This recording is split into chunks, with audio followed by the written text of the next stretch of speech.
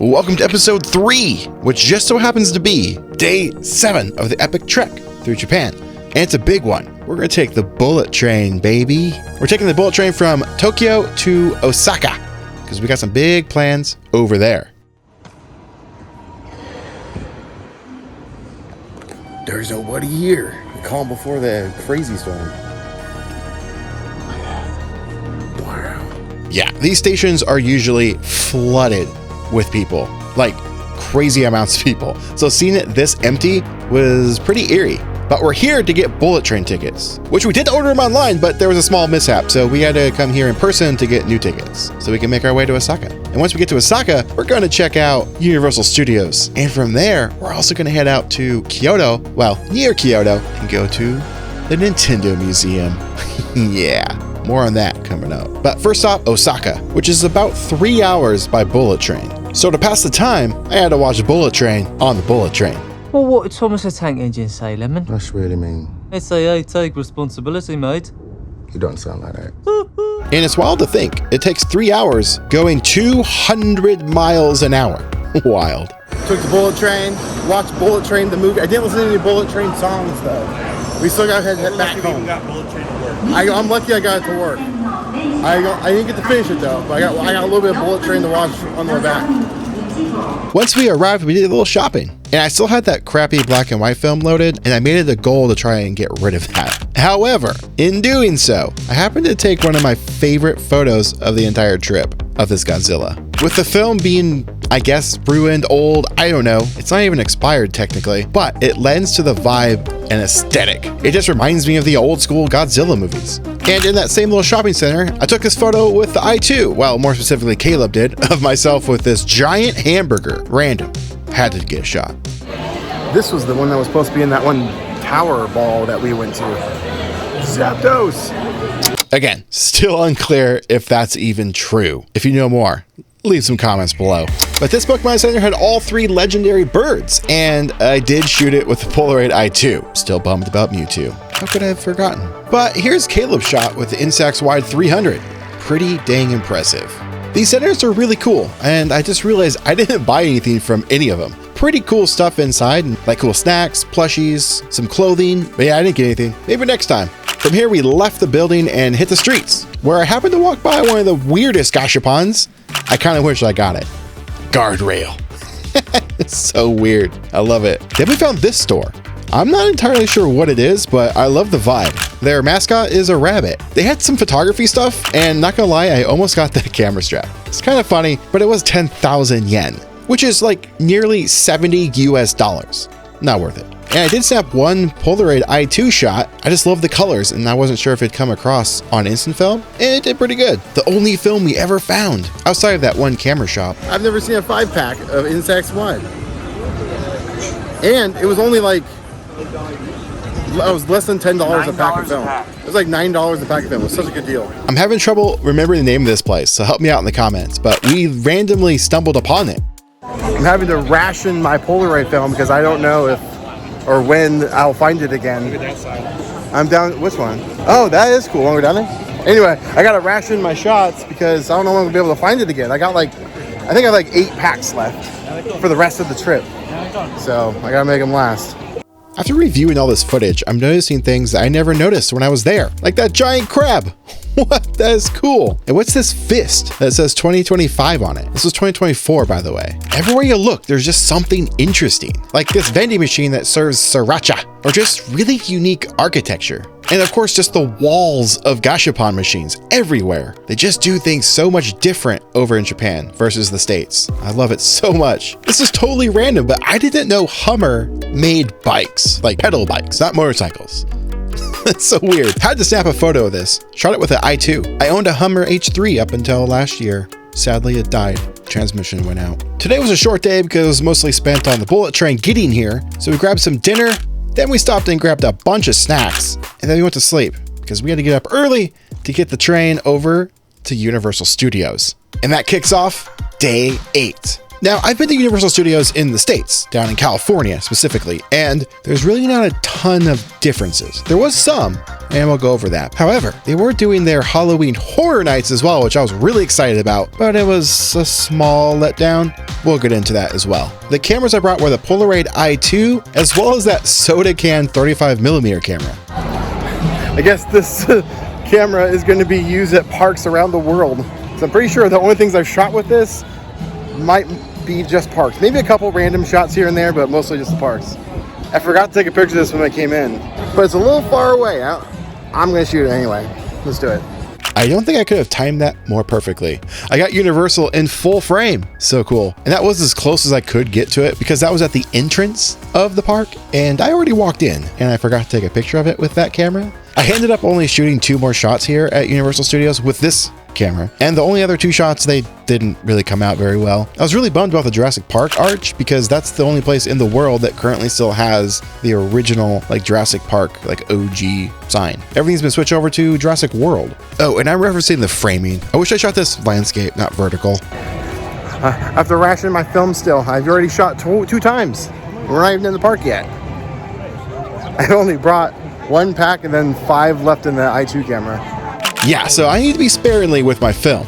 And this is that first shot I took as I walked in. This was the nicest day of the entire trip. So it was so nice to see that there was a roof in some places because it was freaking hot. The biggest surprise was seeing this, the Jaws ride. It lives. Everywhere else in the world, it's shut down, it's gone. And I never got a chance to ride it until now. And speaking of the only place in the world to see something, check this out. Sad that it's going to be gone. It's probably the last sign to exist. Jurassic Park, the ride. Jurassic Park, not Jurassic World. However, the ride was shut down because they're getting ready to switch it over to Jurassic World. And yeah, I'm pretty bummed I fumbled this shot. I waited too long in the day. I thought the sun would be setting in the other direction. I was wrong.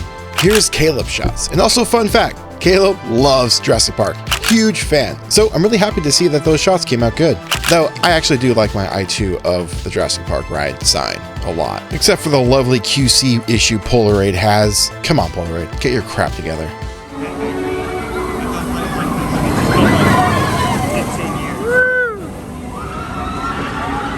I can't wait to ride that ride. I can't wait. I think, yeah, I might as well.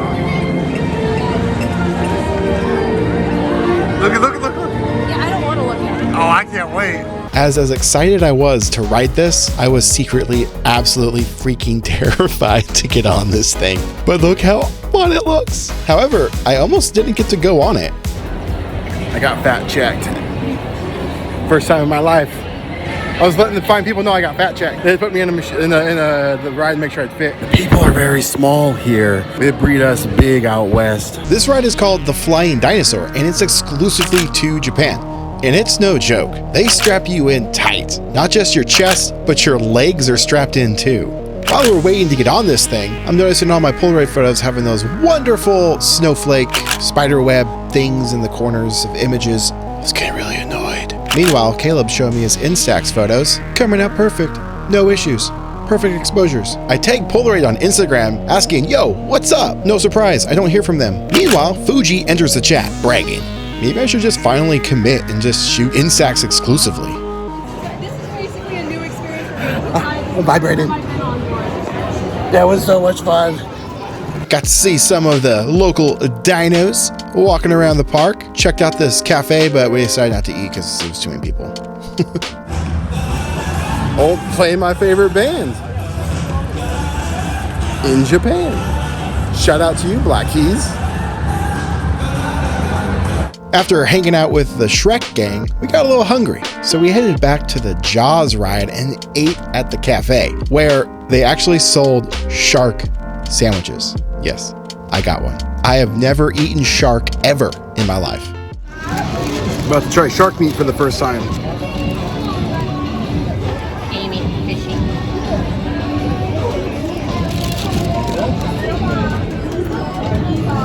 Amy, fishy. Not really. I mean, maybe a little. It's not bad. I wonder what kind of shark it is. It might be Bruce. I also got this little dessert. and it was fantastic. And I definitely kept the container that the sandwich came in. I brought it home, and I'm storing some of the little knickknacks I got on the trip, like the Nintendo controller keychain fidget toy. Man, that's a mouthful. Just a quick walkthrough of the Harry Potter world, which is on our way to see Water World, and I've never seen it before. Every time I've gone to Universal, I've missed it. So I was really excited. And then I forgot. It's going to be all in Japanese, but still a really fun show.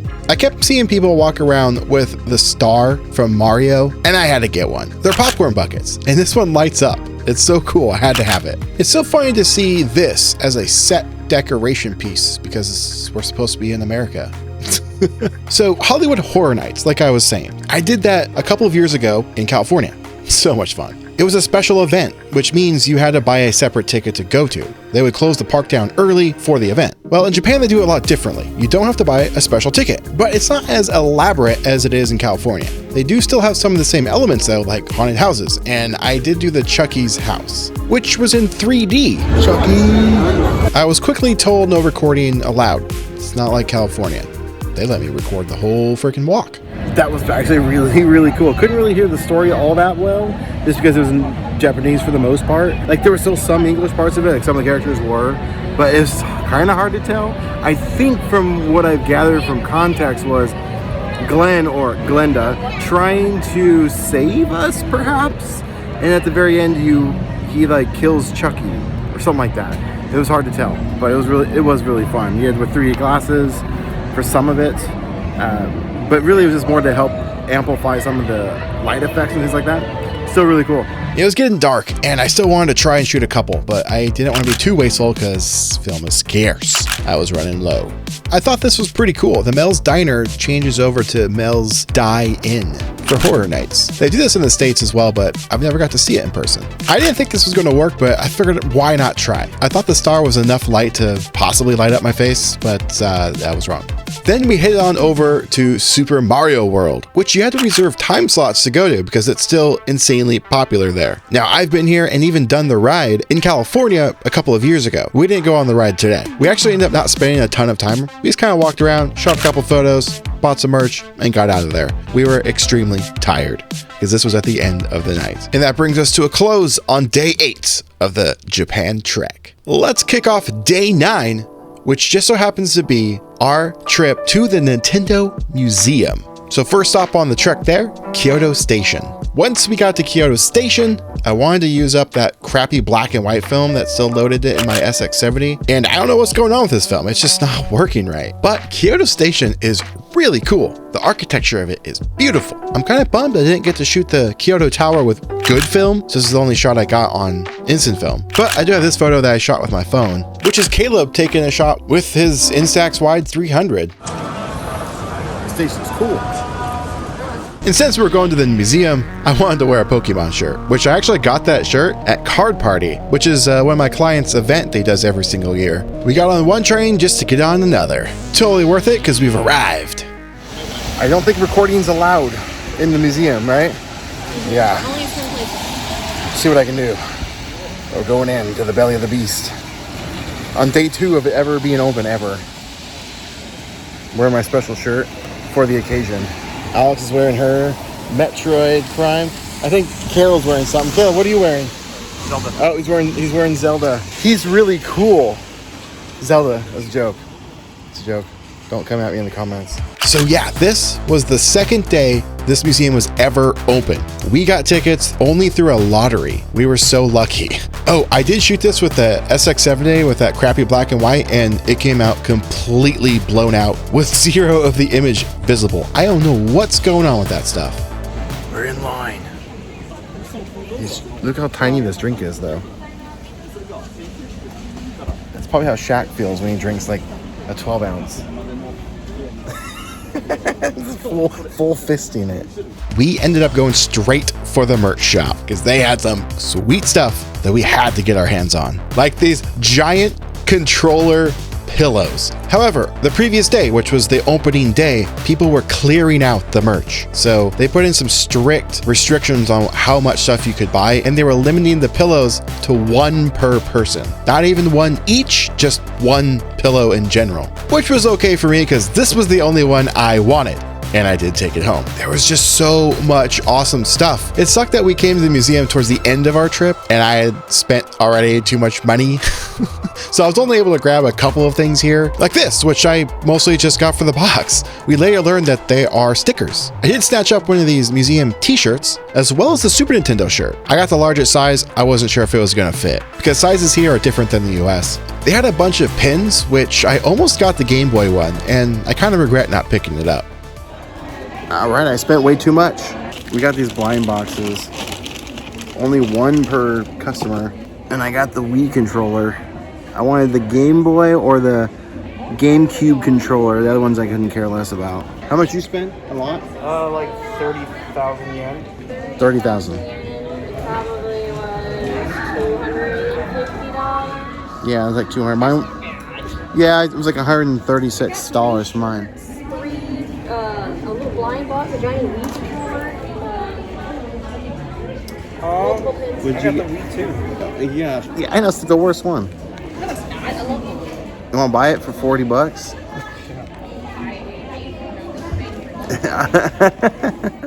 I, in fact, did sell mine on eBay when I got home.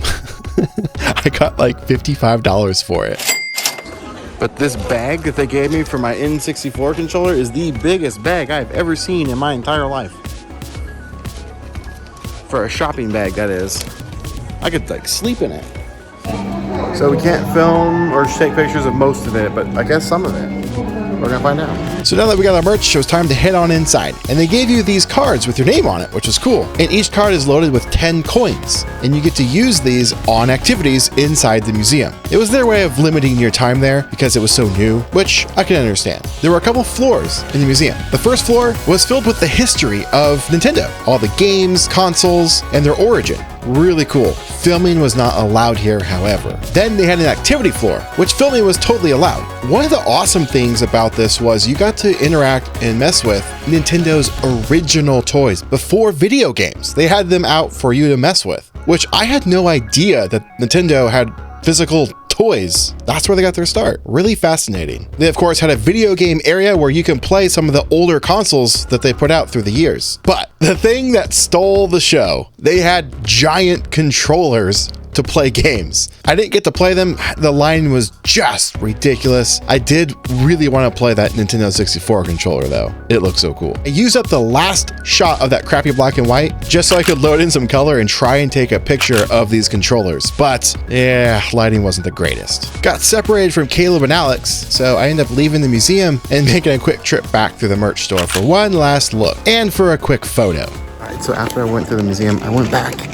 and grabbed a couple quick things, but one of the things I really wanted to get was one of the mystery boxes, which I ended up already getting one. You're only supposed to get one, but I went and got a second one because I don't want no Wii nunchucks. I'm hoping for the Game Boy Advance or the GameCube controller. Those are the two I really want.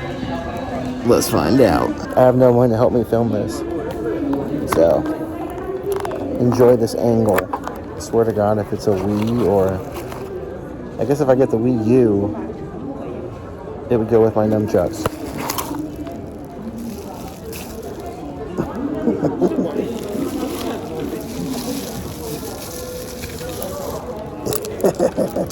I got the Wii U. I guess it matches. I might sell these on eBay. I in fact did. At least the nunchucks. The Wii U still available. Because I don't want these ones. But they are an exclusive. I don't know if you can read that. You can't read that. It says Nintendo Museum. But the Wii U is the one I definitely didn't want. I would rather have the Switch, to be honest. Dang it. Oh, and the other thing I went back for was the Nintendo Museum t-shirt. That probably won't fit me.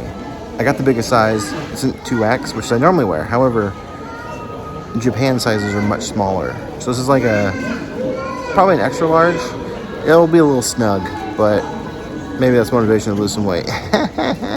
But surprisingly, the Nintendo Museum t-shirts are more expensive than all the other t-shirts. That's interesting. Regular t-shirts are like 3,500 yen, I think. And these were like almost 5,000 yen. I can't remember. They were more. Oh no, it was like over 6,000 yen, I think, for the Ginyu Museum, which is like 40 bucks, 40 something US dollars. I got one though. It's raining. I got my S670 covered up, but I want to get this shot before I lose light. Where is he? There he is. The Mario flag. Yeah, I want that shot. Even though this film's kind of failing me. Polaroid has not been kind to me on this trip. We're having issues with their film. Meanwhile, Caleb's Instax stuff just works. Yeah, terrible conditions to shoot this, right into the bright sky on a cloudy day. And the reason that is because the shutter has to fire really fast because there's actually a ton of light being reflected off the clouds into the camera's light sensor. And a fast shutter doesn't allow enough light to cause saturated pictures. There's not enough color being exposed to the film for long enough to get those deep colors. Hopefully that makes sense. That's why overcast days are just not great to shoot instant photos. But I wasn't gonna not shoot it. I'm probably never gonna have a chance to come here ever again. And it goes back to what I was saying earlier in this video series. It's not always about getting the perfect picture. It's about the memories. And sometimes I just have to remind myself of that. And on that note, it was time to leave. Sadly. What a great experience. Oh, there was a cafe, but for some reason I didn't film in there. I don't know why. But here's the menu I took home with me. It was a build your own burger place. It was pretty good. Woo! All right, we spent way too much money. Way too much money. But that was fun. I had a good time. We'll never get a chance to do it again. Yeah. Never. Now the fun part began. Getting home with all this stuff. And I'm not talking about on the train. Packing this to the States. More on that later. Once we got back to the Airbnb, we laid everything out to admire our credit card debt from the museum. You know, Nintendo really liked the purple there for a minute. Yeah, I'm about it. Yeah, I loved the indigo color. They came out with the, what was it, the, that blue, they call it blueberry for that Switch Lite, and I was so mad that they didn't make it indigo, like the Game Boy. Like, that would have been great. It does say on here in Japanese, 20 times 3. 20 times 3, what? That must mean there's 20 stickers times 3. Yeah. Dang it, I thought it was a mystery. I thought it was acrylic, yep. Yep, no, I thought it was a one acrylic mystery thing. But now when you shake it, now it doesn't sound like there's a lot more in there. But it wasn't a baggie. Oh, you're right, that was in a baggie. Because I don't remember, mine doesn't make that sound. I wish I got this one. And I wish I got this one. I could live without this one, but I do like it. Kind of wanted this one. Okay. Oh, look at all that cool stuff. You gonna drop it? Okay, good. Trying Zima. What's Zima, you ask? Well, they don't make this anymore. It's in America. I've never had it. Well, it's an alcoholic drink that's been discontinued for a very, very long time, except in Japan, and I've always wanted to try it. Mostly because it was a joke in the show Agents of S.H.I.E.L.D. And bang, Zima. You ever watch Agents of S.H.I.E.L.D.? There was a Zima joke in one of the seasons. Tastes exactly like I remember it tasting like. And I've always wanted to try it, but it's not around in America anymore. Do you have anything else that's like this, but delicious? Oh, wine cooler. Yeah. You think it's not around anymore because it's good, do you? I mean... It's not terrible. Well, I've had Zima. Immediately get arrested. Have you even tried Zima? And yeah, I did bring one home. I haven't brought myself to drink it. Should I, or should I keep it sealed? And that's a great place to end on day 9, which we still had one more day out here in Osaka, and we wanted to check out some temples, where I finally get to shoot pack film, baby. But gotta check back tomorrow for the next episode of the Epic Japan Trek. Until then, get out there, make some art.